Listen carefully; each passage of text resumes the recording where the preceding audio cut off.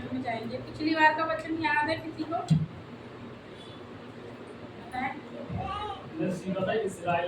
इस्राएलियों के बारे में और अब्राहम के बारे में।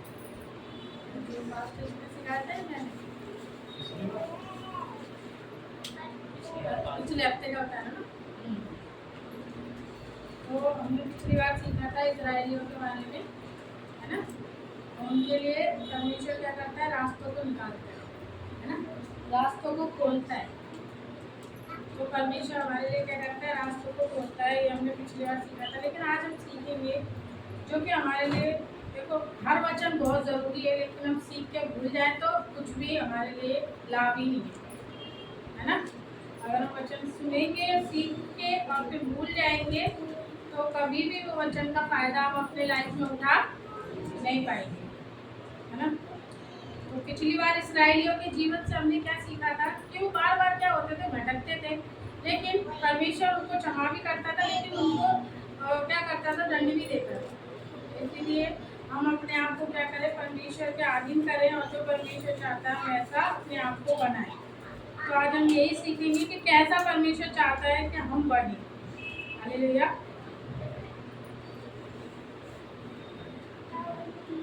आज हम सीखेंगे पुनरुत्थान की देह।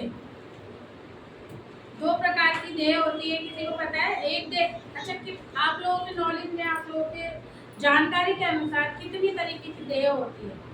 एक शरीर कितने तरीके का होता है? बताएं अपना अपना तरीका। एक होता है जो हम माँ के कोख से निकलते हैं, वो वाली जो पैदा होते हैं, और एक होता है कि हम बपतिस्मा लेते हैं, वो हम। अरे पर वो मतलब दो तो देह हो गए ना, बपतिस्मा लेते हैं तो काम में होती है, शारीरिक को शरीर ये भी बोलेंगे ना कि जन्म लेते हैं, ठीक है जन्म लेते हैं, लेकिन सिर्फ देह, एक व्यक्ति की देह कितने तरीके की होती है ना? दो तरीके की। कितने तरीके की होती है? एक देह कौन सी होती है? जो हम यहाँ पे सब लोग बैठे हैं, किसमें बैठे?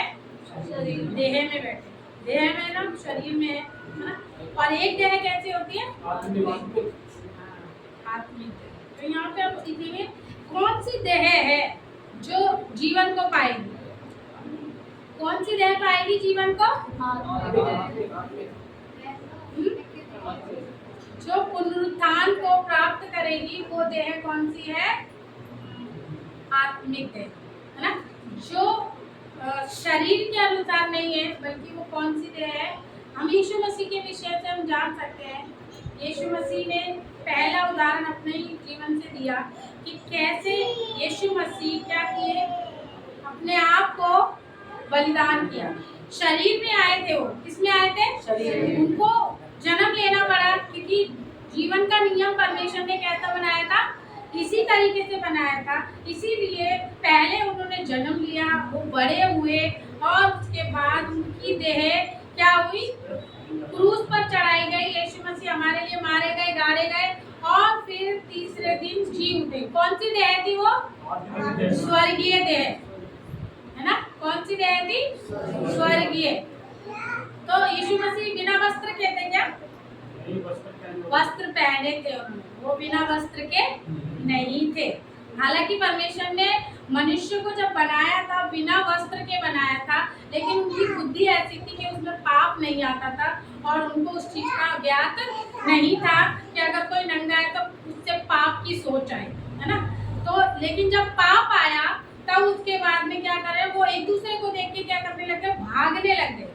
आदम और हव्वा ही थे वहां पर, और कोई भी नहीं था, लेकिन फिर भी वो एक दूसरे को देखकर भाग रहे थे, छिपना चाह रहे थे, अरे हम इस तरीके से क्यों है ना। आज भी वही कॉन्शियस, वही सोच हमारे माइंड में रहती है। तो कोई भी व्यक्ति अगर गलती से भी किसी के कपड़े भी खो गए या फिर फट गए या फिर कुछ भी, तो उसको क्या लगेगा? बहुत ही ज्यादा अजीब सा लगेगा ना।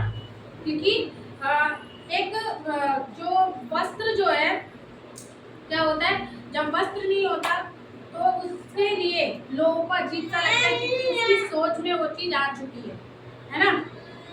और यहाँ पे हम देखते हैं कि यहाँ पे हम देह की बात कर रहे हैं, वस्त्र की बात मैं नहीं कर रही, लेकिन मैं एक चीज बता रही हूँ कि परमेश्वर ने हमें कैसा बनाया था?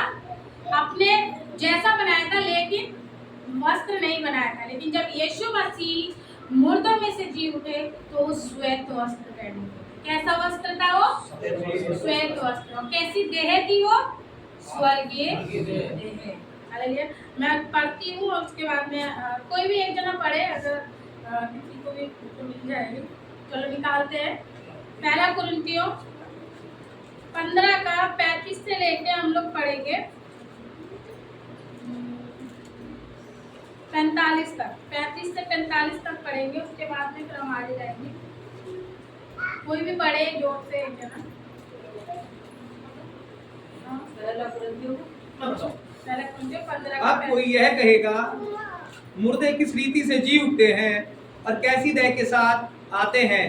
हे निर्बुद्धि, ध्यान से सुने सभी। जो कुछ तू बोता है जब तक वह ना मरे जिलाया नहीं जाता, और जो तू बोता है वह देह नहीं जो उत्पन्न होने वाली है, परंतु निरा दाना है, चाहे गेहूं का चाहे किसी और अनाज का।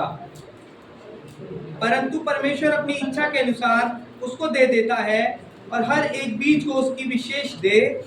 सब शरीर एक समान नहीं, मनुष्यों का शरीर और है, पशुओं का शरीर और है, पक्षियों का शरीर ध्यान देंगे, सुनेंगे।